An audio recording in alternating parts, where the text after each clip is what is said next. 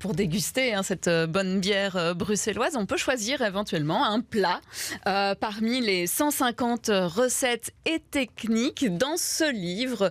C'est le livre de recettes, donc manuel du cuisinier amateur de Woogies. Et nous recevons justement avec nous dans ce studio Woogies ou Hugo. Les deux me vont. Les deux me vont. Bonjour. On peut s'appeler Hugo, c'est parfait. Bonjour. Allez, alors bonjour Hugo. En tout cas, merci d'être venu dans ce studio. Alors, merci vous êtes un cuisinier pas si amateur que ça, moi j'ai envie de dire quand même, parce qu'il y a quand même beaucoup de travail dans cet ouvrage. Vous vous êtes lancé il y a 2 ans à peu près sur les réseaux sociaux. Vous avez aujourd'hui 485 000 followers sur Insta. En tout, ça fait à peu près 1 million de personnes sur les autres réseaux, parce que vous êtes aussi sur TikTok. Je ne sais pas si vous avez déjà été espionné par les Chinois du coup dans vos recettes. J'ai failli désinstaller l'application tout à l'heure, mais non, ça va pour le moment. Moi, j'ai pas trop à craindre. Comment vous vous êtes lancé dans cette aventure ? Je me suis lancé du coup en fin 2020, post-confinement, avec une envie de créer un peu un projet plus personnel que mon travail de l'époque. Et je me suis dit, voilà, qu'est-ce que j'aime faire ? C'est raconter des histoires. J'adorais cuisiner pour mes amis, ma famille, mon entourage. Je me suis dit, je vais essayer de lier ces deux choses, et je me suis dit, j'allais créer des recettes sur les réseaux sociaux, YouTube, TikTok, Instagram, et finalement, je voulais m'en servir comme une carte de visite pour rencontrer des gens de la restauration, des gens de l'univers du vin, de la bière, enfin les gens qui créent des produits. Et en fait, finalement, ça a pris, et je me retrouve à faire ça à temps complet maintenant, et à faire à manger toute la journée. C'est quand même pas mal. Ça vous a étonné parce que, on peut se dire aussi que peut-être c'est un peu saturé ce marché des recettes de cuisine. Sur Insta, par exemple, on voit quand même beaucoup de personnes qui se lancent là-dedans. On a aussi des conseils en nutrition, tout ça en fait. Comment vous avez réussi à amener votre pâte et comment ça se fait que ça marche selon vous ? C'est quoi la recette ? La recette, j'espère que vous écoutez tous bien. Non, alors malheureusement, il n'y a pas de secret, donc je ne peux pas le révéler. Il y a une part quand même d'inconnu là-dedans. Moi, ce dont j'étais convaincu, parce que c'était la manière dont j'aimais consommer justement ces contenus sur les réseaux, c'était une incarnation, que les gens puissent se projeter avec quelqu'un et pas juste voir des mains qui manipulent de la farine. Après, moi, je ne suis pas très égo-trip, donc on me voit qu'une seconde dans les vidéos, mais par contre je pense que ça a marché parce que les gens se souviennent de moi. J'avais besoin d'avoir cette voix off qui permettait aux gens de voir à la fois les images mais aussi d'entendre les fameuses recettes, et je crois, alors tout ça c'est les gens qui me le disent, donc je le débriefe comme ça, mais le ton un peu des vidéos reste léger, pas trop compliqué, et justement il y a des gens qui me disent, je ne fais jamais tes recettes mais je regarde toutes tes vidéos parce que ça me détend. Donc ça c'est gagné pour moi. Oui, j'avoue qu'elle détend effectivement assez bien. Vous avez travaillé votre look aussi, parce que vous dites que vous n'êtes pas dans le trip de l'ego, mais évidemment. Voilà. Le bonnet, toujours. Alors, pour le mythe, je n'ai pas de calvitie.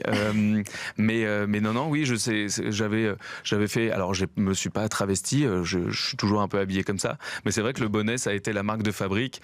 J'ai pas gardé mon prénom sur les réseaux. Je voulais que ce soit un peu un personnage, même si je joue pas un personnage, ça reste moi, ma personnalité. Mais ça permettait d'avoir ça, et justement aussi moi de me protéger à titre personnel en jouant le côté personnage versus la vie réelle, quoi. Ça veut dire quelque chose, Woogie ? Non, c'était un surnom. Alors je m'appelle Hugo, et j'ai des potes. Alors comme ça peut paraître un peu lointain, mais au fur et à mesure des années, il y a eu Hugo, Hughes, Hoogs, Woogs, Woogies, et voilà. C'était mon surnom, donc c'était mon prénom sur Insta pendant un moment. Et je me suis dit, ça sonne un peu comme un diner américain avec le S apostrophe. Ouais, donc j'ai rajouté juste l'apostrophe et je me suis dit, voilà, c'est parti. Alors là, vous sortez donc ce livre de recettes, il y a 150 recettes dedans et conseils. Bon. Alors pour avoir testé le porc au caramel, effectivement, enfin en tout cas c'était réussi d'après les personnes qui l'ont goûté, donc voilà. Mais vous donnez aussi des petits conseils vraiment pour monsieur et madame tout le monde qui a envie de se lancer. C'est souvent quelque chose qu'on oublie dans les recettes de cuisine, dans les livres de cuisine, on nous parle d'ingrédients qu'on peut trouver uniquement au supermarché supermarché ou encore même à la petite épicerie asiatique, vraiment dans un quartier bien précis.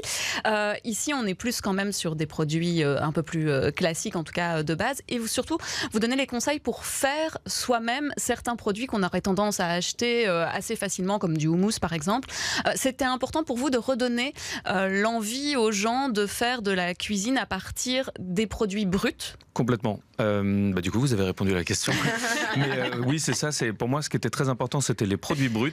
Et après, j'ai quelque chose qui m'embête un petit peu, justement, à titre personnel, parce que comme je le mets sur la couverture du bouquin, je reste amateur, même si aujourd'hui, effectivement, je cuisine tous les jours. Mais je défends ce côté-là. Je suis pas chef. C'est la première ligne du livre. Je suis amateur. Alors peut-être amateur plus.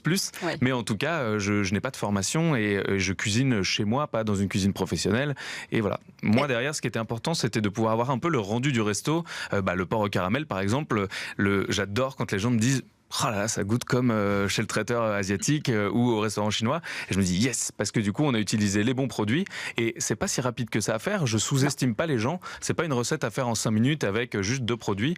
Je conseille des produits qui sont bruts, donc il faut laisser mijoter, comme on pourrait laisser mijoter un bœuf bourguignon. Donc ça fait pas peur aux gens. Et moi, j'aime bien ne pas sous-estimer les gens en leur donnant l'opportunité de découvrir des produits, des techniques et parfois des recettes qui prennent un peu de temps.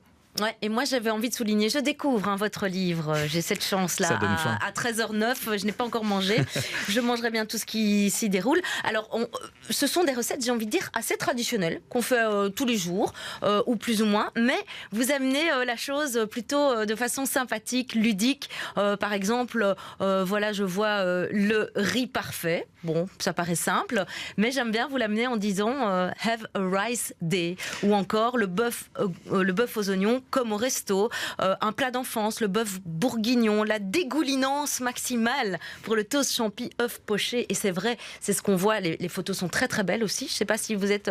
Jeune bruxelloise très talentueuse, Maureen Toussaint qui a fait les photos. Un tartare de bœuf, juste magnifique. Et vous titrez « Mieux vaut tartare que jamais ». Moi, j'aime beaucoup l'humour et ce côté pour aborder la cuisine. On est décomplexé aussi avec vous. C'est ça qui est bien. L'idée, c'était, comme justement je jouais le côté amateur, j'avais besoin que les gens s'y retrouvent. J'essaye par contre de pousser des techniques qui sont assez recherchées, mine de rien. Hein. Il faut quand même se plonger dedans. C'est pas, comme je le disais, des recettes à faire. Alors il y en a certaines, mais je joue pas le côté rapide et pas compliqué. Il y a des recettes la cocotte, le pain cocotte, il faut une journée pour le faire entre les temps de repos, de pétrissage, etc. Mais le fait de le dire, bon allez, on en profite, on fait les choses bien, un peu de manière légère, c'est plutôt cool. Et les jeux de mots, c'est une bonne manière d'introduire. Tout a un début, surtout la fin, F-A-I-M, qui est sur la couverture, je le vois. Ouais. Et alors, vous terminez en disant que c'est le volume 1. Donc il y aura un volume 2 ? Tout à fait. Évidemment, on peut pas forcément en parler encore aujourd'hui, mais comme on n'est que entre nous aujourd'hui, voilà, je peux vous le dire, mais évidemment, on a envie de réfléchir à d'autres tomes. On voulait le mettre dessus parce qu'on était convaincus dès le début qu'il y avait assez de matière pour en faire plusieurs et que c'était vraiment un livre qui pourrait plaire aux gens. Donc c'était un peu par sécurité, j'ai envie de dire. Aujourd'hui, au vu des retours et des chiffres du livre, je pense que on a bien fait de le mettre. Vous dites on, c'est qui on Du coup, la maison d'édition avec qui je travaille, qui est Le Chêne, avec mon éditeur, mais aussi Maureen, du coup, qui a fait les photos, Margot, avec qui j'ai aussi écrit le livre. Donc voilà, on est une petite équipe. Je suis pas tout seul dans ma chambre et je l'ai pas imprimé non plus tout seul avec mon imprimante. Non, ça se voit d'ailleurs parce que la qualité quand même du papier et justement de l'impression est aussi agréable. Ça fait partie d'un beau livre de cuisine. On avait envie de faire ça. Vous dites donc amateur. Aujourd'hui, vous en vivez ? Oui, ça fait maintenant quelques mois, 1 an que j'arrive à en vivre. Alors évidemment, c'est via plein de canaux. Le livre, aujourd'hui, je produis des contenus aussi pour des marques. Les réseaux sociaux aussi sont rémunérateurs.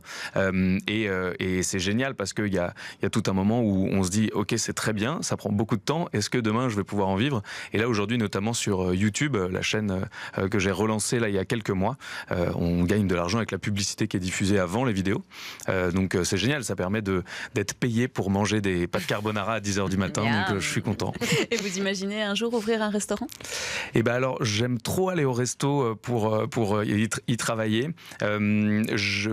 J'adorerais par contre pouvoir de temps à autre pouvoir cuisiner dans des restaurants. Je l'ai fait au 203 notamment à Bruxelles l'année dernière pour une soirée par exemple. Je trouve ça génial. Après, j'ai pas les compétences pour pouvoir faire ça, donc il faudrait que je me reforme et surtout ça me laisserait moins de temps pour faire des vidéos. Donc qui sait, un jour peut-être dans quelques années, mais en tout cas le programme aujourd'hui c'est plutôt de me focaliser sur les contenus. En tout cas, si un jour vous voulez faire chef à domicile, moi je vous invite à la maison, il n'y a pas de souci. Écoutez, pas de souci. Déjà il y a le livre, je viendrai avec et puis on fera tous à manger. Je le garde. Beaucoup. Merci beaucoup Hugo Woogiees donc d'être venu pour nous parler donc de votre nouvel ouvrage, et puis on vous retrouve donc sur les réseaux sociaux, sur Insta, TikTok et sur la chaîne YouTube. La chaîne YouTube, c'est Woogiees également. On fait des contenus qui sont beaucoup plus longs, dans lesquels j'ai le temps de mettre un peu plus d'explications que sur les autres réseaux notamment. Et le week-end dernier, on a fait une tarte tatin qui a beaucoup plu apparemment. Bon, on découvrira ça alors avec plaisir. Merci beaucoup de nous avoir mis l'eau à la bouche. Merci beaucoup Hugo.